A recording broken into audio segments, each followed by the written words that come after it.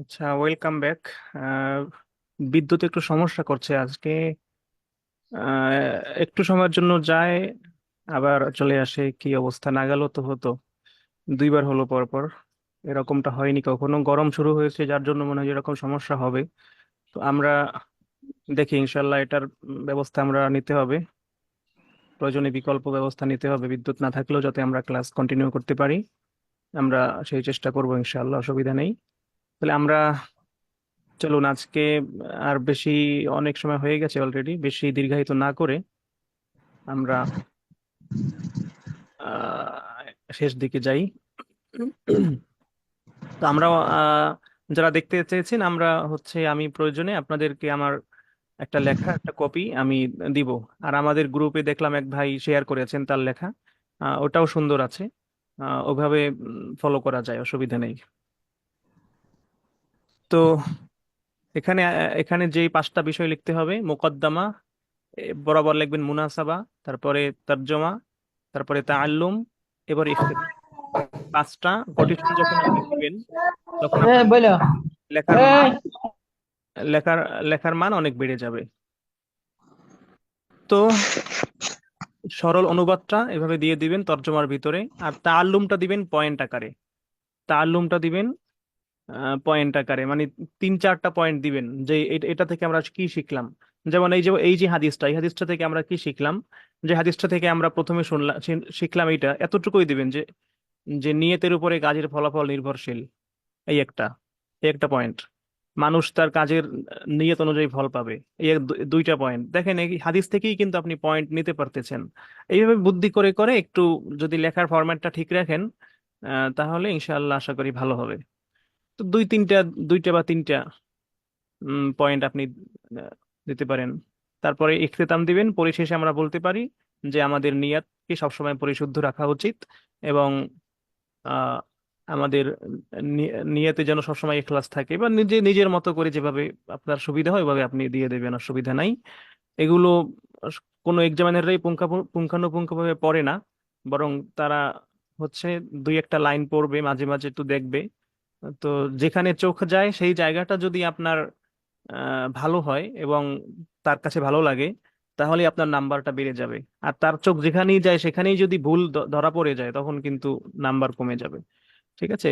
এই জন্য বিষয়গুলো খেয়াল রাখবেন। তাহলে চলুন আমরা, এখানে আমাদের যে সংশ্লিষ্ট প্রশ্ন ছিল হাদিসের, আহ, হাদিস বর্ণনার প্রেক্ষাপট কি এখানে দেওয়া আছে। তো এই প্রেক্ষাপটের ক্ষেত্রেও একই কথা। এখন এখন এখানে আর একটা সংশ্লিষ্ট কথা আমাকে বলতে হবে, সেটা হলো যে এই হাদিস বর্ণনার যে প্রেক্ষাপট, এবং হাদিসের যে সংশ্লিষ্ট ব্যাখ্যামূলক প্রশ্ন বা সংশ্লিষ্ট প্রশ্নগুলা, এগুলো কি আপনি হচ্ছে বাংলায় লিখবেন নাকি আরবিতে লিখবেন?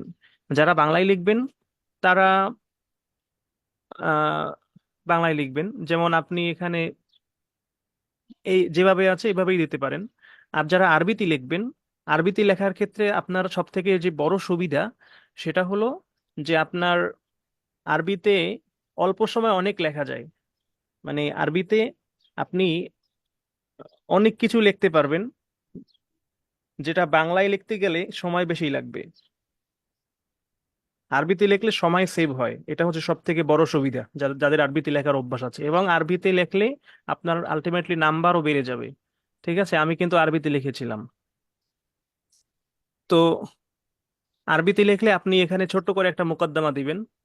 উম, বাংলায় যদিও মোকদ্দমা দিতে গেলে অনেক, আপনি ছোট করে দিতে গেলেও আপনার অনেক সময় যাবে, যেখানে আরবিতে দিতে গেলে আপনার অর্ধেক, মানে তার অর্ধেক সময় হয়ে যাবে। আর আরবিতে মোকদ্দমা দিতে গেলে আদার্স কিছু চিন্তা করা লাগে না, কারণ আরবিতে মোকদ্দমার একটা ফরম্যাট আছে, অটো ফরম্যাট। আলহামদুলিল্লাহিল আজিজিল আল্লাম ওয়াসসালাতু ওয়াসসালামু আলা রাসূলিহিল আকরাম ওয়া আলা আলিহি ওয়া সাহবিহি আজমাইন। এই যে একটা এত বড় লাইন, এটা কত অল্প সময় হয়ে গেল। কিন্তু আপনি যদি বাংলায় লিখতে যান এই ভূমিকায়, যে সমস্ত প্রশংসা আল্লাহর, দরুদ ও সালাম রাসূলের প্রতি, এগুলো কিন্তু বাংলায়, কিন্তু এটা যায় না, বাংলায় খাটে না। সো এটা বাংলায় আপনি ব্যবহার করতে পারবেন না, যার জন্য আপনার আরবিতে লেখাটাই উচিত আমি মনে করি। যারা আরবিতে লিখতে চান, তা মোটামুটি অভ্যাস থাকতে হবে। আর আরবিতে কিভাবে লিখবেন, এবং ফ্রি হ্যান্ড রাইটিং কিভাবে আপনি বাক্য সাজাবেন, বাংলা বাংলা একটা একটা বাক্য মনে করেন বাংলা আছে, আর আপনি আরবিতে কোনো কিছু লিখতে গেলে আগে তো আপনার মাথায় বাংলাটা সাজিয়ে নিতে হবে, তারপরেই তো আপনি সেটা আরবিতে লিখবেন। বাংলাটাই যদি আপনি মাথায় সাজাতে না পারেন তাহলে বাংলা আরবি করবেন কিভাবে? তো এখন সেই সাজানো বাক্য থেকে, বাংলা থেকে কেমনে আপনি আরবি করবেন, এই প্রসঙ্গে আমরা আপনাদের ক্লাস রেখেছি। আমাদের সামনে ক্লাস আছে, আমরা সেগুলো ক্লাসে দেখাবো। এখন এজন্য এটা নিয়ে সময় নষ্ট করছি না, কারণ সবাই তো আরবিতে লিখবে না, অনেকেই তো বাংলায় লিখবে। সো আমরা সেই টার্গেটেই আগাই। আর যারা আরবিতে লেখার একেবারে লিখতে ইচ্ছুক, বা আপনার নিজের নিজের উপরে কনফিডেন্স আছে আমি আরবিতে লিখবো, আপনি প্রয়োজনে নিজের মতো করে একটা নোট করে আমাকে দেখাবেন বা গ্রুপে দিবেন। তখন আমরা দেখে ওটা কোনো কিছু সংশোধনীয় মনে হলে বা আরো কিভাবে ভালো করা যায় আমরা আপনাকে পরামর্শ দিব। রেজওয়ান ভাই বলুন। যে ওস্তাদ জি, এটা আরবিতে লিখতে গেলে কি পুরোটাই লিখতে হবে, না শুধু মোকদ্দমাত যদি আরবিতে দেই পরবর্তীতে যদি বাংলায় লিখি? জি, আপনি যদি আরবিতে লিখতে চান তাহলে পুরোটাই আরবিতে লিখতে হবে। মোকদ্দমা আরবিতে লিখবেন, অন্যটা বাংলায় লিখবেন, এরকম করা যাবে না। বাংলা আরবি মিক্সড করা যাবে না। আপনার পুরোটাই আরবিতে লিখতে হবে। ইভেন এখানে প্রশ্ন দুইটা আছে, যদি আপনি একটা আরবিতে লেখেন অন্যটাও আরবিতে লিখতে হবে। একটা বাংলায় লিখবেন, একটা আরবিতে লিখবেন, সেটাও হবে না। আপনি যেটা করেন যে কোনো একটা ভাষা আপনাকে ইউজ করতে হবে। ঠিক আছে? আর নয়তো এটা অসুন্দর দেখা যায়, আপনার মার্কস কমে যাবে। এজন্য যদি আপনি দুইটাই আরবিতে লেখার মতো সাহস হয় তাহলে আপনি আরবিতে লিখবেন। আর যদি মনে করেন যে না, একটা পারি একটা পারি না, তাহলে আপনি বাংলায় লেখেন, অসুবিধা নাই। কিন্তু আরবিতে লিখতে যে আবার ভুল ভুলচুল লিখে তারপরে কিন্তু আবার নাম্বার সেখান থেকে কিন্তু কমে যাবে। এজন্য আহ, তারাই শুধু আরবিতে লেখার সাহস করবেন যাদের আগে থেকে আরবিতে লেখার অভ্যস্ততা আছে। আর সেটা এখন থেকেই আপনার অভ্যস্ততা নিতে হবে, এখন থেকে একটু একটু লেখার প্র্যাকটিস করতে হবে। ঠিক আছে? তো এখানে প্রেক্ষাপট সম্পর্কে দুটি অভিমত পাওয়া যায়। আল্লামা তিবরানী তার গ্রন্থে উল্লেখ করেছেন যে রাসূলুল্লাহ যখন সাহাবীদেরকে মক্কা থেকে মদিনার দিকে হিজরত করার জন্য আদেশ দিলে সাহাবীগণ হিজরত করতে থাকেন। এ সময় কতিপয় লোক হিজরত করেন, তন্মধ্যে এক ব্যক্তি উম্মে কায়স নামীয় এক রমণীকে বিবাহ করার প্রত্যাশা হিজরত করেছিলেন। তখন নবী করিম সাল্লাল্লাহু আলাইহি ওয়াসাল্লাম ঘটনাচক্রে ওই লোকটির হিজরতের আসল উদ্দেশ্য জানতে পেরে মুহাজিরদেরকে ডেকে বললেন, ইন্নামাল আমালু বিন্নিয়াত। এই একটা প্রেক্ষাপট, আর এটা আপনারা পড়ে নেবেন। তারপরে এই এই প্রশ্নটা এসেছে, নিয়াতের আবিধানিক পারিভাষিক অর্থ কি? তো নিয়াতের আবিধানিক পারিভাষিক অর্থ, এই বিশেষ করে এই বিষয়গুলো যখন আপনি আরবিতে লিখবেন দেখবেন আপনার জন্য অনেক সহজ হয়ে যাবে। বাংলায় লেখাটা একটা প্যারা। যেমন দেখেন, বাংলায় লিখতে গেলে আরবি বাংলা মিক্সড করা লাগে, এই নিয়াত। এরপরে আবার শব্দটি বাবে জরাবা এর মাসদার, এই এখানে কতগুলো শব্দ আপনাকে লেখা লাগলো। অথচ আপনি যদি এটা আরবিতে লিখতেন যে লাফজুন নিয়াতু মাসদারুন মিন বাবে দরাবা। হ্যাঁ। তারপরে হচ্ছে এটা আবার ইসমে জামেদ হিসেবে ব্যবহৃত হয়। অহ ইউস্তামালু আহ বি ইসমে জামেদ, এটা ইসমে জামেদ হিসেবে ব্যবহৃত হয়। শব্দটি বহুবচন নিয়াত, জামউহু নিয়াতুন। এখানে এখানে লেখা লাগলো শব্দটির বহু বচন। আর আপনি যদি আরবিতে লেখেন জামউহু নিয়াতুন, এর অর্থ হলো, মানে কতগুলো, তিনটে শব্দ লেখা লাগলো, এর অর্থ হলো, কিন্তু আরবিতে লিখলে মানাহু। এরপরে দেখেন, এক নম্বরে আল কসদু, তথা সংকল্প করা। আপনি যদি বাংলায় দেন তখন আপনার আরবিও দেওয়া লাগে, বাংলাও দেওয়া লাগে, মানে দুটো মিক্সড করা আপনার জন্য লাজিম হয়ে যায়, আবশ্যক হয়ে যায়। কিন্তু আপনি যদি আরবিতে লেখেন তাহলে আল কসদু, আপনি চাইলে বাংলা দিতে পারেন, চাইলে নাও দিতে পারেন। আল ইরাদাতু, আল আজমু, আল হাজাতু, এগুলো আপনি দিতে পারেন। তবে আমি যেটা করি, আহ, আমি যেটা করি এই এই আবিধানিক অর্থ দেওয়ার সময় একটু দেখাই। আমি যেটা করি সেটা হলো,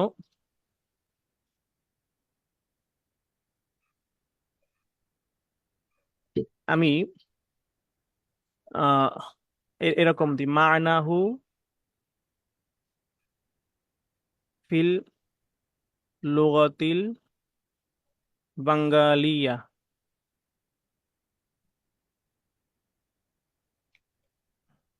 তারপর এখানে দিয়ে মনে করেন যে সংকল্প করা, এখানে আরো দুটো দেবেন, আরো একটা দেবেন। তারপরে ফিল লুগাতিল আরবিয়া, এখানে দিবেন একটা, যেমন আল কসদু। এবারে এখানে আবার নিচে নিচে, আবার নিচে নিচে, এভাবে দিবেন। ঠিক আছে? তারপরে ফিল লুগাতিল ইংজিলিজিয়া, আপনি ইংরেজি ভাষায়ও দিবেন। ঠিক আছে? ফিল লুগাতিল ইংজিলি জিয়া, এখানে ইংরেজিতে দিবেন যে প্রমিস। আরো নিচে পারলে আরো আরো দুই তিনটা দিবেন। ঠিক আছে, এভাবে দিলে আপনার দেখতেও সুন্দর লাগবে এবং পৃষ্ঠাও ভরবে, দেখতে মনে হয় যে অনেক কিছু লিখছেন। এটা একটা ফরম্যাট লেখার, এভাবে চেষ্টা করতে পারেন। আমি প্রয়োজনে আমার লেখার একটা স্ক্যান কপি আমি আপনাদের ছবি তুলে দিয়ে দেবো ইনশাল্লাহ। পারিভাষিক সংজ্ঞার ক্ষেত্রেও সেম কথা। এখানে আল মুজামুল ওয়াসিত গ্রন্থকার বলেন কতগুলো কথা, এরপরে আবার এখানে সংজ্ঞা লেখে আবার অর্থ লেখা লাগতেছে। কিন্তু আপনি যদি আরবিতে লেখেন এটা অনেক সহজ হয়ে যায়। আপনি লিখবেন কল সাহেব মুজামুল ওয়াসিত, কি চমৎকার। আর নিয়ত হুয়া তাওয়াজ্জুহুন নাফসি নাহওয়াল আমাল। নিয়ত হচ্ছে কোনো কাজের প্রতি মনের আকর্ষণ, তাওয়াজ্জুহুন নাফস মনের আকর্ষণ বা মনের ঝোঁক, নাহওয়াল আমাল কোনো কাজের প্রতি। আল্লামা আইনি বলেছেন, আল্লামা আইনি রহমাতুল্লাহ বলেন, বাংলায় না লিখে আপনি কলা আল্লামা আইনি। এটা কিন্তু খুবই ইজি, মানে একেবারে আপনার যে জন্য আরবিতে অনেক কিছু জানা লাগবে, অনেক কিছু পারা লাগবে এমন না, আরবিতে লেখা খুব সহজ। এখানে আল মুজামুল ওয়াসিদ গ্রন্থকার বলেন কলা সাহেব মুজামুল ওয়াসিদ, আল্লামা আইনি বলেন কলা আল্লামা আইনি, এই তো আর কি। এরপরে শুধু এখানে যেটা আছে এইটা মুখস্থ করে দিয়ে দেবেন। আর নিয়ত হুয়াল কসদু ইলাল ফেল, আর এটা তো আপনার বাংলায় লিখলেও এটা এই সংজ্ঞা আরবিতেই দেওয়া লাগবে। সো আপনি কেন শুধু শুধু বাংলায় লিখতে যাবেন, আপনি তো আরবিতে চাইলেই লিখতে পারেন, একটু সাহস করলেই হবে। আর নিয়ত হুয়া কসদুন ইলাল ফেল, হুয়াল কসদু ইলাল ফেল, কাজের প্রতি কোনো ইচ্ছা পোষণ করাই হচ্ছে নিয়ত। এইভাবে লিখবেন। তো নিয়তের আবিধানিক পারিভাষিক অর্থ কি এতটুকুই চেয়েছে, সুতরাং আমাদের এতটুকুই। দেখেন এটা কিন্তু আরবিতে লেখা খুবই ইজি, কোনো ঘটনাই না। ঠিক আছে, এইটা একটু কঠিন হতে পারে হাদিস বর্ণনার প্রেক্ষাপটটা, তাও যদি আপনার আরবিতে লেখার অভ্যস্ততা থাকে আপনি পারবেন।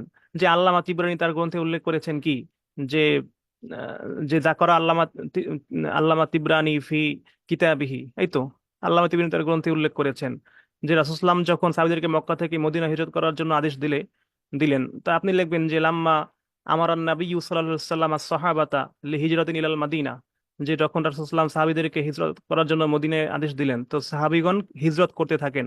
তো কানা সাহাবাতু ইউহাজিরুন, সাহাবীগণ হিজরত করতে লাগলেন। এই সময় কতিপয় লোক হিজরত করেন। আহ আম, তন্মধ্যে এক ব্যক্তি উম্মে কায়েস নামীয় এক রমণীকে বিবাহ করার প্রত্যাশা হিজরত করেছিল।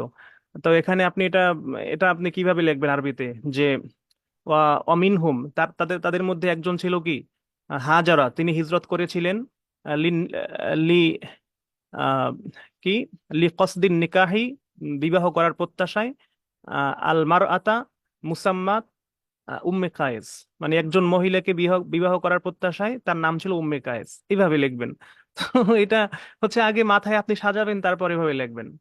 ঠিক আছে, তারপরে দেখেন তখন নবী করিম সাল্লাল্লাহু আলাইহি ওয়াসাল্লাম ঘটনাচক্রে ওই লোকটির হিজরতের আসল উদ্দেশ্য জানতে পেরে, মানে জেনে যান। তো আপনার এত লম্বা বাক্য করার দরকার নেই, ছোট ছোট বাক্য করেন যে ওই ওই লোকটির হিজরতের আসল উদ্দেশ্য রাসূল সাল্লাল্লাহু আলাইহি ওয়াসাল্লাম জানতে পারেন। তো আপনি এটা আরবিতে কেমনে লিখবেন, যে হাইনা ইজিন, বা ওই সময় কি কি করেন, আলিমা আলিমার রসুল সাল্লাল্লাহু আলাইহি ওয়াসাল্লাম, রাসূল সাল্লাল্লাহু আলাইহি ওয়াসাল্লাম জেনে যান। কি কি জেনে যান, হিজরতের আসল উদ্দেশ্য। যে উদ্দেশ্য, তাহলে উদ্দেশ্য কি, গরজুন, গরজুন মানে উদ্দেশ্য, আগ্রজ। তাহলে গরজুল হিজরতে আহ, হাজার রজুল, ওই লোকের হিজরতের উদ্দেশ্য রাসূল জেনে যান। সুম্মা দাআল মুহাজির, তিনি মুহাজিরকে ডাকেন। সুম্মা কল, অতঃপর বলেন ইন্নামাল আমালু বিন্নিয়াত, এই তো। এইভাবে নিজেরা একটু সাজাই লিখবেন নিজেদের মতো করে। কঠিন কিছু না, খুবই সহজ, ইজি। এরপর দ্বিতীয় হাদিস দেখেন কিতাবুল ঈমান থেকেই। আচ্ছা, আপনারা কি বুঝতে পেরেছেন আমি যা বলছি? জি জি, বুঝতে পেরেছি। জি। দ্বিতীয় হাদিস দেখেন কিতাবুল ঈমান থেকে, ওয়ান আবি হুরায়রা ক্বালা ক্বালা রাসূলুল্লাহ সাল্লাল্লাহু আলাইহি ওয়াসাল্লাম আল ঈমানু বিদউন ওয়া সাবউনা শুবা আফা আফদালুহা ক্বাউলু লা ইলাহা ইল্লাল্লাহ ওয়া আদনাহা ইমাতাতুল আযা আনিত তরিক। এক ছোট ছোট বলার হাদিস, তাই না? ওয়াল হাইয়্যু শুবাতুল মিনাল ঈমান। আবু হুরায়রা থেকে বর্ণিত, তিনি বলেন রাসূল সাল্লাল্লাহু আলাইহি ওয়াসাল্লাম ইরশাদ করেছেন কি, যে ঈমানের ৭০টিরও বেশি শাখা প্রশাখা আছে, তার মধ্যে উত্তমটা হলো ক্বাউলু লা ইলাহা ইল্লাল্লাহ, এই কথা বলা আল্লাহ ছাড়া কোনো ইলাহ নাই। ওয়া আদনাহা, আর সব থেকে নিম্ন শাখা হলো কি, ইমাতাতুল আযা আনিত তরিক, রাস্তা থেকে কষ্টদায়ক বস্তু দূর করে দেওয়া। ওয়াল হায়া ও শুরবাতুম মিনাল ঈমান, আর লজ্জা হচ্ছে ইমানের অঙ্গ। এটা দেখেন কতগুলো পরীক্ষা আসছে, ৫, ৯, ১৩, ১৫, ১৬, ১৯, ২৩, যদিও ২৩ সালে এসেছে, তার মানে যে সামনে, মানে ২৩, তো ২৩ মানে ১৭তম, তো ১৭তমতে এসেছে, তার মানে কি ১৮তে আসবে না, এই কথা গ্যারান্টি দিয়ে বলা যায় না। তো যদি এসে যায় তখন তো বিপদে পড়ে যাবেন, তাই না? এজন্য যেগুলো সালে এসেছে সবগুলোই বলবেন। এমনও অনেক সময় আছে যেগুলো পরবর্তী বছরে রিপিট হয়ে যায়, হতেই পারে। তো এখানে কিছু প্রশ্ন আছে: ইমানের হ্রাস বৃদ্ধি ঘটে কিনা, হায়াকে নির্দিষ্টকরণের কারণ বর্ণনা করুন। এটা আসছে 13-15-23, 13-15-23। আর হাদিসে ইমানের সর্বোচ্চ শাখা কোনটি, কি বোঝানো হয়েছে এবং কেন? এটা 16-তে এসেছে, 19-এ এসেছে। মুত্তাফাকুন আলাইহি বলতে কি বোঝানো হয়েছে 16-তে, 19-এ। এখন ইমানের হ্রাস বৃদ্ধি ঘটে কিনা, ইমানের হ্রাস বৃদ্ধি ঘটে কিনা এটা নিয়ে তিনটা মতামত আছে, দেখেন। আহ অধিকাংশ মুহাদ্দিস ইমাম বুখারী, শাফি, আহমদের মতে ইমানের হ্রাস বৃদ্ধি হয়ে থাকে।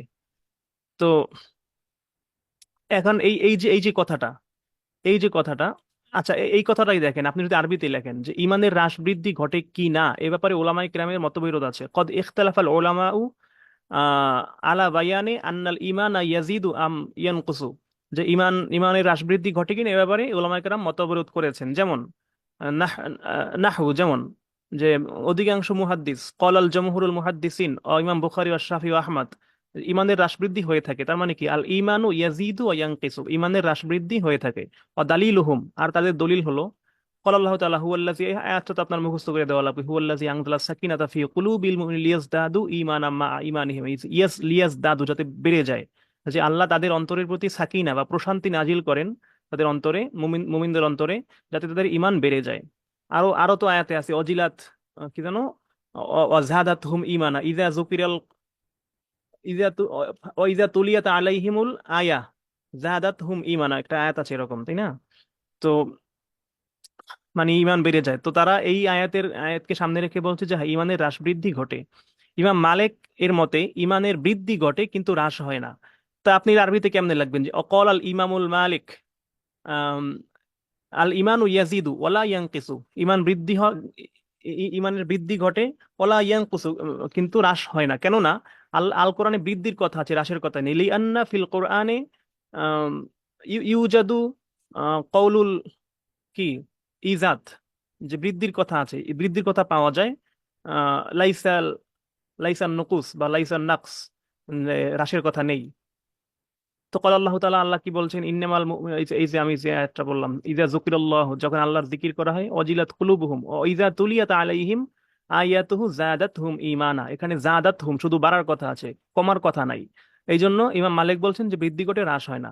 ওয়ালাকিন, কিন্তু ইমাম আবু হানিফার মতে, ইনদা ইমাম আবি হানিফা রহিমাহুল্লাহ, আল ইমানু লা ইয়াজিদু ওয়া লা ইয়ানকিসু, ইমানের হ্রাস বৃদ্ধি কোনোটাই ঘটে না, বরং সবসময় একই রূপে থাকে। তিনি বলেন, ইমান মানুষের মনের বিষয়, আমল হলো ইকরারের নাম, আমলই ইমানের শাখা নয়। সুতরাং মানে আমল ইমানের শাখা নয়, সুতরাং ইমান ও আমল আলাদা বিষয়।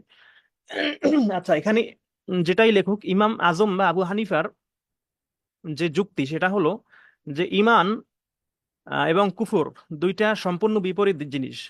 ইমান এবং কুফর দুইটা সম্পূর্ণ বিপরীত জিনিস। ইমান থাকলে কুফুরি থাকতে পারবে না, আর কুফুরি যদি কোনো মানে ছিটে ফোঁটাও এসে থাকে তাহলে ইমান থাকবে না। তাহলে যদি কমে ইমান যদি কমে তাহলে আলটিমেটলি তো কুফুরি এসে গেল। কুফুরি না আসলে কুফুরি না আসলে তো আর ইমান কমতে পারতো না। আচ্ছা, আমার কথা কি শোনা যায়?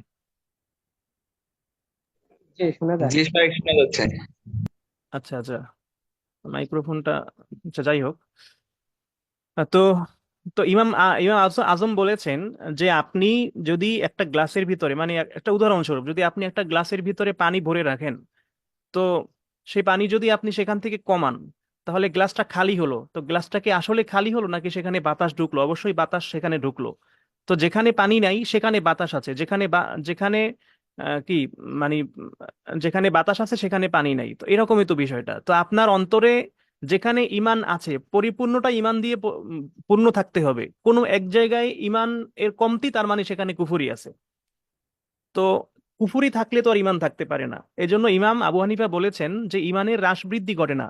ইমাম আবু হানিফার যুক্তি খুব শক্তিশালী যুক্তি, এবং এবং এই জন্যই তিনি ইমামে আজম। হ্যাঁ, তিনি মানে বিষয়টার গভীর থেকে চিন্তা করেন। এই উপরে যারা বলছে সবাই কোরআনের এই এই যে আহলে জাওয়াহের যারা, মানে কোরআনের প্রকাশ্য যে আয়াতটা, মানে শাব্দিক যে অনুবাদ, সেখান থেকে তারা আমি তাদেরকে ছোট করছি না, তারাও বড় বড় ইমাম। আহ, তারা চিন্তা করেছেন এই জায়গা থেকে, যে শাব্দিক অনুবাদ থেকে, যে ইমান যেহেতু কোরআনে বৃদ্ধির কথা আছে, এখানেও বৃদ্ধির কথা আছে, তাহলে বৃদ্ধিই হয়। কিন্তু ইমাম আজম তিনি একেবারে বিষয়টার গভীরে প্রবেশ করেছেন এবং সেটার মূল তত্ত্ব তিনি উদ্ঘাটন করেছেন। তিনি ওইটা দেখেই, আয়াতটা দেখেই তিনি ফতোয়া দিয়ে দেননি, বরং তিনি এটার উপরে গবেষণা করেছেন। তিনি বলেছেন যে ইমান যদি কমেই, তাহলে তো কুফুরি বাড়লো, তাহলে কুফুরি আর ইমান তো এক হতে পারে না। আবার ইমান আর আর ইমান যদি বাড়ে, তাহলে বাড়লো কিভাবে? উম, মানে তার মানে ইমান যদি বাড়ে, তাহলে তো আগে সেখানে কুফুরি ছিল, এরপরে তো ইমান বাড়ছে, তো কুফুরি আর ইমান তো একসাথে হতে পারে না, যার কারণে ইমান বাড়েও না কমেও না, একই রকম থাকে। আর ইমানের হ্রাস বৃদ্ধির কথা কোরআনে যেটা আছে, এটা হচ্ছে ইমানের নূর, ইমানের জ্যোতির কথা আছে, এটা হচ্ছে তার যুক্তি। তো যাই হোক, এটা এখানে দেওয়া আছে যেভাবে, আপনারা চাইলেই ভাবে দিতে পারেন। আর আরবিতে যারা লিখতে চান, আমি তো বলেই দিলাম ফরম্যাটটা কিভাবে লিখবেন, এভাবে আপনাকে মূলত মাথায় সাজিয়ে তারপরে লিখতে হবে। হায়াকে নির্দিষ্টকরণের কারণ বর্ণনা করুন। যে ওই যে আল আল হায়া ও শুরবাতুম মিনাল ইমান, কেন এই ইমানের প্রসঙ্গে হাদিসে হায়াকে প্রসঙ্গ করা হয়েছে? তো আল্লামা তিবি বলেছেন, হায়ার সাথে ইমানের গভীর সম্পর্ক রয়েছে বিধায় হায়াকে খাস করা হয়েছে। তারপরে রাসূল সাল্লাল্লাহু আলাইহি ওয়াসাল্লাম বাতিনি রোগের চিকিৎসক, যে সময় তিনি ইমানের বর্ণনা দিয়েছিলেন, সে সময় উপস্থিত কারো মাঝে হায়া হায়া এর অভাব ছিল হয়তোবা, তাই তিনি হায়াকে এখানে বিশেষভাবে উল্লেখ করেছেন। কেউ কেউ বলেন যে ইমানের পরিপূর্ণতার জন্য হায়া অতীব অতীব প্রয়োজন, এজন্য হায়াকে বিশেষভাবে উল্লেখ করা হয়েছে। লজ্জা হচ্ছে ইমানের অভিব্যক্তি ও প্রতিনিধি, তাই লজ্জাকে বিশেষভাবে উল্লেখ করা হয়েছে। কেউ কেউ বলেছেন লজ্জা সৃষ্টিগত বা অভ্যাসগত ব্যাপার, সুতরাং এটাও যে ইমানের একটি বিশেষ শাখা তা হয়তো মানুষের মনে স্বাভাবিকভাবে নাও আসতে পারে, এজন্য হায়াকে বিশেষভাবে ইমানের অঙ্গ উল্লেখ করা হয়েছে। মূলত সকল পাপের মূলই হচ্ছে লজ্জাহীনতা, তাই রাসূলুল্লাহ সাল্লাল্লাহু আলাইহি ওয়াসাল্লাম হায়ার দিকে বিশেষভাবে দৃষ্টি আকর্ষণ করেছেন। এখন এই বিষয়গুলো আপনার আরবিতে লিখতে গেলে একটু কঠিন মনে হতে পারে যাদের আরবি লেখার অভ্যাস নাই। তো সাধারণত যেগুলো আবিধানিক অর্থ, পারিভাষিক অর্থ, হুকুম, এইগুলো আরবিতে লিখতে গেলে একটু ইজি হয়। বাকি এই সমস্ত বিষয়গুলো একটু আরবিতে লেখাটা কঠিন। তারপরেও যদি আপনি একটু প্র্যাকটিস করেন, আরবিতে লেখার মোটামুটি অভ্যাস থাকে, তাহলে পেরে যাবেন, অসুবিধা নাই। এই যে এতগুলো লেখা আপনি বাংলায় লেখছেন, আরবিতে লিখতে গেলে এটার অর্ধেক লেখা হয়ে যাবে, মানে মানে এই লেখাটা অর্ধেক হয়ে যাবে, আপনি সময়ও বাঁচবে এবং আপনার আপনার সুন্দরও হবে। এজন্য চেষ্টা করবেন আরবিতে লেখার জন্য। হাদিসে ইমানের সর্বোচ্চ শাখা কোনটি, কি বোঝানো হয়েছে এবং কেন? হাদিস ইমানের শাখা তো ওই যে আছে না, আফদলুহা লা কওলু লা ইলাহা ইল্লাল্লাহ, সব থেকে বড় শাখা হলো লা ইলাহা ইল্লাল্লাহ। এবং কেন এটা বলা হয়েছে? কারণ লা ইলাহা ইল্লাল্লাহ এটাই তো সর্বোচ্চ শাখা, এবং এটা কোরআন এবং হাদিস দ্বারা প্রমাণিত। তো সেই কোরআন হাদিসের কিছু এখানে কিছু দেওয়া হয়েছে, যেমন আল্লাহ বলেছেন, লাকাদ আরসালনা নূহান ইলা কওমিহি ফাকালা ইয়া কওমি ইবুদুল্লাহ মা লাকুম মিন ইলাহিন গায়রুহু। তো যত নবী এবং রাসূলকে আল্লাহ পাঠিয়েছেন, সবার দাওয়াতই ছিল এইটা, ফাকালা ইয়া কওমি ইবুদুল্লাহ মা লাকুম মিন ইলাহিন গায়রুহু, যিনি ছাড়া কোনো ইলাহ নাই। মা লাকুম মিন ইলাহিন গয়রুহু, যিনি ছাড়া তোমাদের কোনো ইলাহ নাই, এটাই ছিল মূল কথা প্রত্যেক নবী এবং রাসূলের। সুতরাং এটাই হচ্ছে ইমানের সর্বশ্রেষ্ঠ কথা। তারপরে কলা নবী সাল্লাল্লাহু আলাইহি ওয়াসাল্লাম, মান ক্বালা লা ইলাহা ইল্লাল্লাহ দাখালাল জান্নাহ, যে ব্যক্তি লা ইলাহা ইল্লাল্লাহ বলবে সেই জান্নাতে প্রবেশ করবে। সুতরাং এটাই হচ্ছে ইমানের সর্বোচ্চ স্তর। তারপরে আফদালুজ যিকরি লা ইলাহা ইল্লাল্লাহ, সর্বোত্তম জিকির হচ্ছে লা ইলাহা ইল্লাল্লাহ। আফদালুদ দুআই আলহামদুলিল্লাহ। তো এই লা ইলাহা ইল্লাল্লাহ এটা হচ্ছে সর্বোত্তম জিকির, তার মানে এটাই ইমানের সর্বোত্তম শাখা।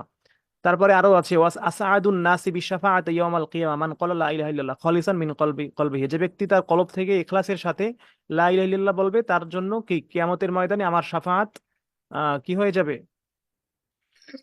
মানে সে আমার শাফাআত পেয়ে সৌভাগ্যবান হবে। তো এরকম কিছু আয়াত এবং হাদিস আছে। তো এই কারণে ইমানকে মানে ইমানের সর্বোচ্চ শাখা এই যে লা ইলাহা ইল্লাল্লাহ, এটাকে বলা হয়েছে। এভাবে আপনারা সাজিয়ে নেবেন। তারপরে সর্বশেষ মুত্তাফাকুন আলাইহি বলতে কি বোঝানো হয়েছে, এটা কিন্তু আবার আরবিতে লেখা খুব সহজ। মুত্তাফাকুন একটি শব্দটি যৌগিক শব্দ, আপনি এটা আরবিতে লিখতে পারেন যে মুত্তাফাকুন আলাইহি, কওলু মুত্তাফাকুন আলাইহি মুরাক্কাবুন, এটা একটা যৌগিক শব্দ, লাফজুন মুরাক্কাবুন। আহ ইহদাহা মুত্তাফাকা, মুত্তাফাক, ও আখার কি আলাইহি। তো মুত্তাফাকুন এখন সিগা কি হয়, যে মুজাক্কার, বহাস ইসমে মাফউল, বাবে ইফতিআল, মাসদার ইত্তেফাক, মাদ্দা কি তাফাক, জিনসি সহি, অর্থ ঐক্যমত্যপূর্ণ। আর আর অপরটি হচ্ছে আলাইহি, যারা এর অর্থ হচ্ছে উপর।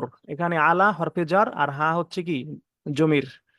সুতরাং এর সমষ্টিগত অর্থ হচ্ছে যার উপর ঐক্যমত্য পোষণ করা হয়েছে। পারিভাষিক সংজ্ঞা, কলাল জমহুরুল মুহাদ্দিসুন হুয়াল হাদিসুল্লাযী রাওয়াহুল বুখারী ওয়াল মুসলিম, এটা এমন হাদিস যেটা ইমাম বুখারী মুসলিম বর্ণনা করেছেন, তাই হচ্ছে মুত্তাফাকুন আলাইহি। ইবনে হাজার আসকালানী বলেছেন যে হাদিসটি ইমাম বুখারী মুসলিম একই সাহাবী থেকে একই সনদে বর্ণনা করেছেন, তাকেই মুত্তাফাকুন আলাইহি বলা হয়। এই তো শেষ। এরপরে হচ্ছে আমাদের কিতাবুত তাহারাত থেকে আমরা এখানে দুটি প্রশ্ন হচ্ছে আমরা এখানে উল্লেখ করেছি। একটা হচ্ছে ইলমুল ফিকাহ কি, সংক্ষেপের গুরুত্ব প্রয়োজনীয়তা আলোচনা করুন। এটা কিন্তু 12 সালে এসেছে। আবার হানাফি ফিকির বৈশিষ্ট্যাবলী এবং কয়েকটি গ্রন্থের নাম, এটা 12 সালে এসেছে, আবার 23 সালেও এসেছে। এইটা 12 সালে এসেছে, এটা 24-এ আসার সম্ভাবনা আছে। এটা একটু ভালো মতো পড়বেন। এলমুল ফিকাহ কি, সংক্ষেপের গুরুত্ব প্রয়োজনীয়তা। দেখেন এখানে আমরা যদিও একটা ফরম্যাট দিয়ে দিয়েছি বাংলায়, কিন্তু এগুলো, এই প্রশ্নগুলো আপনার চেষ্টা থাকবে যেন আপনি আরবিতে লিখতে পারেন। ভূমিকা, এখানে ভূমিকায় যা লেখার লেখা আছে, এটা জাস্ট একটা ফরম্যাট। আমি পরবর্তীতে এই ফরম্যাট গুলো হয়তো দিব না, এখন জাস্ট বোঝানোর জন্য, দেখানোর জন্য দিয়ে দিলাম। কিন্তু আপনি এটা আরবিতে লিখবেন। যখন আরবিতে লিখবেন তখন তো ওই যে আলহামদুলিল্লাহ দিয়ে শুরু করবেন, আলহামদুলিল্লাহিল আজিজিল আল্লাহ ওয়াসসালাতু ওয়াসসালামু আলা রাসূলিহিল আকরাম ফাইনাল ফিকাহ হুয়া শাইউন মুহিম্মুন ফি শরিয়াতিল ইসলামিয়্যা। এইভাবে দিবেন। তারপরে হচ্ছে আল আন উবাইয়িনু আলা দু ইসওয়াল ইনশাআল্লাহ তাআলা তারিফ ওয়া ইলমুল ফিকহ, ইলমুল ফিকহের পরিচিতি, মানাহু ফিল লুগাহ বা মানাহু লুগাতান বা মানাহু ফিল ইসতিলাহ, পারিভাষিক সংজ্ঞা, আবিধানিক অর্থ, এভাবে আপনি দিয়ে দিবেন। দেখেন ইলমুল ফিকাহ যৌগিক শব্দ, ইলমুন একবচন বহুবচনে, উলুমুন শব্দটি সামিয়া থেকে ব্যবহৃত হয়, বাবে সামিয়া থেকে, অর্থ বিদ্যা, জ্ঞান, জ্ঞান বিদ্যা তত্ত্ব শাস্ত্র বিজ্ঞান। এটা আপনি লিখবেন যে বাংলায় জ্ঞান বিদ্যা তত্ত্ব শাস্ত্র বিজ্ঞান। আরবিতে লিখবেন যে কি কি আছে, এই যে আল ফাহমু আত্তাআক্কুলু আত্তাদাব্বুরু, এগুলো আরবিতে। ইংরেজিতে হচ্ছে নলেজ, ইংরেজিতে হচ্ছে কি আন্ডারস্ট্যান্ড, আন্ডারস্ট্যান্ডিং। এইভাবে দিয়ে দিবেন। এবং সমষ্টিগত অর্থ কি, ফিকাহ শাস্ত্রের জ্ঞান। পারিভাষিক সংজ্ঞা মুফতি আমিউল ইহসান বলেছেন, আল ফিকহু হুয়াল ইলমু বিল আহকামাতি শারঈয়্যাতি আমালিয়াতিল মুকতাবু মিন আদিল্লাতিহা। ফিকাহ হচ্ছে এমন এলেম যেটা কি সম্পর্কীয়, বিল আহকামি শরিয়াতে, শরিয়াতের বিভিন্ন হুকুম আহকাম বিষয়ক এলেম, আমালিয়া মানে, মানে কি, মানে যেই যেই কাজগুলো চর্চা করা হয়, দৈনন্দিন দৈনন্দিন চর্চিত কাজের বিভিন্ন শরিয়ত প্রণীত বিভিন্ন হুকুম আহকাম সম্পর্কিত জ্ঞান। আর যেটা আল মুক্তাবু, যেটা লেখা হয়, মিন আদিল্লাতিহা মানে শরিয়াতের, মানে কোরআন এবং হাদিস, শরিয়তের যে দলিল প্রমাণ থেকে যেটা লেখা হয়, সংগ্রহ করা হয় বা চয়ন করা হয়। তো আলটিমেটলি এটার সংজ্ঞাটার অর্থ আমরা কি পেলাম, যে এটা হচ্ছে এমন এলেম যেটা মানুষের দৈনন্দিন জীবনের কার্যাবলীর উপরে শরিয়াত প্রণীত বিভিন্ন হুকুম আহকাম সম্পর্কিত জ্ঞান, যেটা কোরআন এবং হাদিস থেকে যেটার দলিল প্রমাণাদি সহকারে লেখা হয়। এখানে কি লেখছে দেখেন, হাদিসের বিস্তারিত প্রমাণাদি হতে অর্জিত শরীয়তের প্রচলিত বিধানাবলী সম্পর্কিত জ্ঞানকে ইলমুল ফিকহ বলা হয়। এটা আপনি, এই বাংলাটা আপনার লেখার প্রয়োজন হবে না যদি আপনি আরবিতে লেখেন। প্রশ্নটা জাস্ট এটা লিখে দেবেন, আল ফিকহু হুয়াল ইলমু, ইলমুল বিল আহকিম, ইলমু বিল আহকামাতি শারঈয়্যাতিল আমালিয়্যাতি আল মুক্তাবু মিন আদিল্লাতিহা। এটা মুখস্থ করবেন কেমনে, খুব ইজিলি ভেঙে ভেঙে মুখস্থ করবেন। প্রথমে প্রথমে পড়বেন এতটুকু, আল ফিকহু আল ফিকহু হুয়াল ইলমু, আল ফিকহু হুয়াল ইলমু, আল ফিকহু হুয়াল ইলমু, বাস। বিল আহকামি শারঈয়্যাতিল আমালিয়্যাতে, এরপর এতটুকু, বিল আহকামি শারঈয়্যাতিল আমালিয়্যাতে, বিল আহকামি শারঈয়্যাতিল আমালিয়্যাতে। এবার একসাথে পড়বেন, আল ফিকহু হুয়াল ইলমু বিল আহকামিল শারঈয়্যাতিল আমালিয়্যাতে। এরকম ভেঙে ভেঙে যখন পড়বেন তখন আপনার মুখস্থটা খুব দ্রুত হয়ে যাবে, ঠিক আছে? আর একবার দেখে পড়বেন, আর পরের বার, পরের যতবার পড়বেন, 5-7 বার পড়বেন, চোখ বন্ধ করে পড়বেন, না দেখে পড়বেন, তাহলে ব্রেনে এটা গেঁথে যাবে। মুখস্থ করার টেকনিক আছে কিছু, এইভাবে পড়বেন ভেঙে ভেঙে। আর একসাথে পড়তে গেলে আপনার মনে থাকবে না, ভুলে যাবেন, তারপরে পেঁচিয়ে যাবে। একটু একটু করে পড়বেন। আল ফিকহু হুয়াল ইলমু, এতটুকু শেষ একটা পার্ট। বিল আহকামাতি শারঈয়্যাতিল আমালিয়াতি আরেকটা পার্ট। আল মুক্তাবু মিন আদিল্লাতিহা আরেকটা পার্ট। এরকম পার্টে পার্টে ভেঙে ভেঙে পড়বেন, তাহলে খুব দ্রুত ইজিলি মুখস্থ হয়ে যাবে। আল্লামা সিউতি কি বলেছেন, আল ফিকহু মাকুলুন মিন মানকুল, যে কোরআন হাদিস হতে বিবেক বুদ্ধি লব্ধ জ্ঞানকে ফিকা বলে। মাকুল মানে আকল সম্পর্কিত জ্ঞান, মিন মানকুল, মানকুল মানে হচ্ছে কোরআন হাদিসের যে নাস যেটা, তো সেই কোরআন হাদিস থেকে আপনি বিবেক বুদ্ধি লব্ধ যে জ্ঞান, সেটাই হচ্ছে ফিকাহ। আরো একটা সংজ্ঞা আছে, দেখে নিবেন, আরো অনেকগুলো সংজ্ঞা আছে। এগুলো আপনারা এই কারো কারো মতে সর্বোপরি এগুলো, এই কারো কারো মতে এগুলো আপনার, আপনি চাইলে নিজের মতো করেও দিতে পারেন। একটা সংজ্ঞা দিয়ে আরো 14টা সংজ্ঞা বানানো যায় যদি আপনি বানাইতে পারেন। সো এইভাবে দিবেন, এতে করে আপনার লেখার মান অনেক বেড়ে যাবে। তারপরে গুরুত্ব প্রয়োজনীয়তা এখানে দেওয়া আছে যেটা, এখানে দেওয়া আছে গুরুত্ব অপরিসীম, এগুলো তো ঠিক আছে, আপনি এভাবে লিখবেন। তারপরে এখানে দেখেন, এখানে জাস্ট কয়েকটা কোরআনের আয়াত দেওয়া আছে, হাদিস দেওয়া আছে, তারপর উপসংহার। কিন্তু আপনি পরীক্ষার হলে এভাবেই লিখবেন না। আপনি পরীক্ষার হলে লিখবেন যে গুরুত্ব প্রয়োজনীয়তা, আপনি কোরআন প্রথমে দেবেন যে আলা দু ইল কোরআন, কোরআনের আলোকে প্রয়োজন, গুরুত্ব প্রয়োজনীয়তা। তারপরে সেখানে কিছু কোরআনের আয়াত দিবেন, যেমন এই যে ক্বাল আল্লাহু তাআলা ওমা কানাল মুমিনুনা লিয়াং ফিরু কাফা ফালাউলা নাফারা মিন কুল্লি ফিরকাতিন মিনহুম তাইফাতুন লিয়াতাফাক্কাহু ফিদ-দীন ওয়া লিয়ানযিরু কওমাহুম ইযা রাজাউ ইলাইহিম লাআল্লাহুম ইয়াহযারুন, এই আয়াতটা দিয়ে দিবেন। তারপরে সেখানে আপনার কিছু কথা লিখবেন। তারপরে আরো আয়াত আছে, দেখেন ওমাই ইউতাল হিকমা ফাকাদ উতিয়া খাইরান কাসীরা, যাকে হিকমত দেওয়া হয়েছে তাকে অনেক কল্যাণ দেওয়া হয়েছে। এইভাবে লিখবেন, কোটেশন কোটেশন দিয়ে লিখবেন। তারপরে লিখবেন যে আলা দু ইল হাদিস, হাদিসের আলোকে। তারপরে লিখবেন যে হাদিস দিবেন, একটা কোটেশন দিবেন যে আহ কি লিকুল্লি শাইইন ইমাদুন, প্রত্যেক বস্তুর কি আছে, একটা খুঁটি আছে, ভিত্তি আছে। ওয়া ইমাদু হাজাদ দিন, আর এই দিনের ধর্মের যে ভিত্তি সেটা হলো আল ফিকহু। তো আপনি এখানে কোটেশন দিবেন যে ফিকাহ হচ্ছে দিনের ভিত্তি। এরপর এখানে লিখবেন যে ফিকাহ হচ্ছে দিনের ভিত্তি, রাসূল সাল্লাল্লাহু আলাইহি ওয়াসাল্লাম বলেছেন এই। তারপরে এখানে কি আছে, ফাকিয়াতু ওয়াহিদু আসাদ্দু আলা শাইতানি মিন আলফি আবিদ। আহ অর্থ কি এটার? কলা নবী সাল্লাল্লাহু আলাইহি ওয়াসাল্লাম ফাকিয়াতুন ওয়াহিদুন আসাদ্দু আলা শাইতান মিন আলফি আবিদ।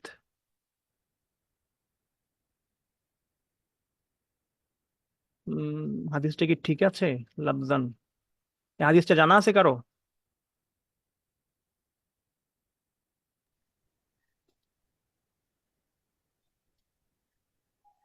হুম, কারো জানা আছে কিনা?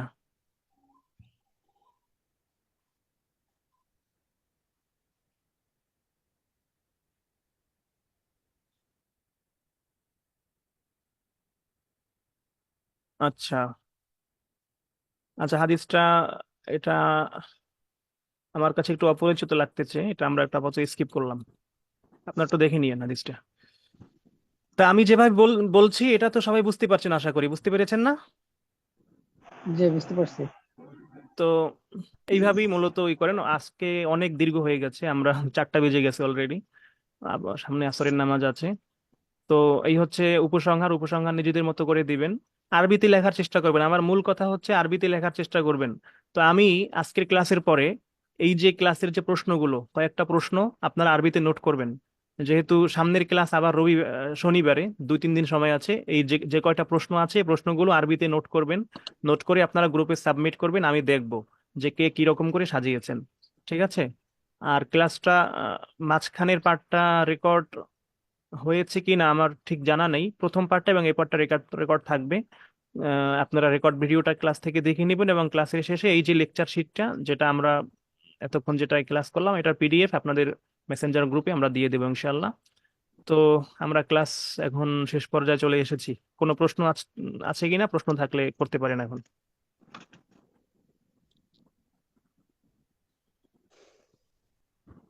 কোনো প্রশ্ন আছে?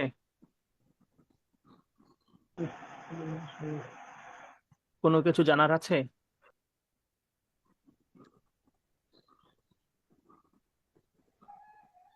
মুনতাখাবুল আরবি এটা কি ধরনের একটা প্রবন্ধ গ্রন্থ, শায়েখ? মুনতাখাবুল আরাবি তো প্রবন্ধ গ্রন্থ না, মুনতাখাবুল আরাবি হচ্ছে বইয়ের নাম, পাঠ্য বই। ওই আলিম, যে আলেমে যেটা পড়ানো হয়? আলিম এফাজিল এসবগুলোর নামই মুনতাখাবুল আরাবি। না, আমি ভাবতেছি এটা কোনো ঐতিহাসিক গ্রন্থ কিনা যেটা আলেমে পড়ানো হয়। না, এটা সাহিত্য, যেমন ওই ইংলিশ ফর টুডে, এরকম ও বইয়ের আচ্ছা, বইয়ের নাম আছে না, এটা এরকম জি জি বইয়ের জি। নাম। সহজ বাংলা পাঠ, ইংলিশ ফর টুডে, এইভাবে। তাহলে মুনতাখাবুল অর্থটা কি হতে পারে, শাব্দিক অর্থ? আহ মুনতাখাব মানে কি? আল মানে চয়নকৃত আর কি, ঠিক আছে? চয়নকৃত, সংকলিত আর কি। ইন্তেখাব, সংকলন করা, মানে এটা তো আর রচনা করা হয় নাই, কেউ নিজের থেকে রচনা করে না, এটা সংকলন করা হয়েছে, মানে অনেকগুলো জায়গা থেকে বিভিন্ন জিনিস সংকলন করে এই বইটা রচনা করছে, এরকম আর কি। এটাই বুঝলাম। আর কিছু? সহকারী মৌলভীতে আপনার লিখিত মার্কস কত ছিল? আমি আসলে সনদটা তুলি নাই এখনো, এজন্য বলতে পারতেছি না কত, তবে 80+ থাকবে ইনশাল্লাহ। কারণ আমার 80, 80 না, 80-ও বেশি থাকবে, প্রায় 85-র মতো থাকতে পারে, 85-86, কারণ আমার সিরিয়াল তো 12। তো এই 12 সিরিয়াল, এটা একেবারে কম কথা না। যদিও আমি প্রিপারেশন ছাড়া পরীক্ষা দিয়েছিলাম, আলহামদুলিল্লাহ এইরকম। আমি সনদ তুলি না, এই জন্য আমি এক্সাক্ট মার্কসটা বলতে পারছি না। ফিকার বিষয়গুলো কি আরবিতে লিখছিলেন না আপনি? হ্যাঁ, আমি সবই আরবিতে লিখছি, শুধু অনুবাদ ছাড়া। উস্তাদ, আমাদের সহকারী মৌলবীতে কেমন মার্কে এই 18তমতে মানে আহ নেওয়া হবে আর কি, সর্বনিম্ন? আপনাদের সামনে খুবই সুযোগ আছে, খুবই সম্ভাবনা আছে, কারণ এই পঞ্চম গণবিজ্ঞপ্তিতে পদ সংখ্যা দেখলাম 96,000 পোস্ট ফাঁকা আছে, খালি আছে, যার মধ্যে মোটামুটি 30,000-এর মতো পূর্ণ হবে, বাকি 60,000 65,000 পোস্ট খালি থেকে যাবে। সো আপনারা মোটামুটি মিনিমাল একটা মার্কস থেকেই আপনারা ইনশাআল্লাহ করতে পারবেন। তো আমরা মিনিমাল মার্কস আশা করি না, আমরা আশা করব যে আপনারা খুব ভালো একটা মার্কস যেন আপনারা এখান থেকে গেইন করতে পারেন ইনশাআল্লাহ। সেই লক্ষ্যে আমাদের প্রচেষ্টা চলবে। সো জি, ইনশাল্লাহ। মোটামুটি যদি আপনি 60-70-এর ঘরে যদি আপনি থাকতে পারেন, তাহলে মোটামুটি আপনি আপনার পছন্দ মতো জায়গায় থাকতে পারবেন, ঠিক আছে? জি, জি, পছন্দ মতো জায়গায়। আর এর এর কমে গেলে আপনার চাকরি হয়তো হবে, তবে আপনার পছন্দ মতো জায়গায় নাও হতে পারে। চেষ্টা করবেন জি, 70, জি, অন্তত মিনিমাম 70-75-এর ভিতরে থাকার। জি। তাহলে আমরা শেষ করে দেই, ভালো থাকেন। 60, 16 এবং 17তম নিবন্ধন মিলে কতজন নিবন্ধনধারী হয়েছে মোট? 16, 17 মিলে? মানে চাকরি হওয়া বাকি আছে এরকম? না, 16 এবং 17তম মিলে মোট কতজন নিবন্ধনধারী আছে?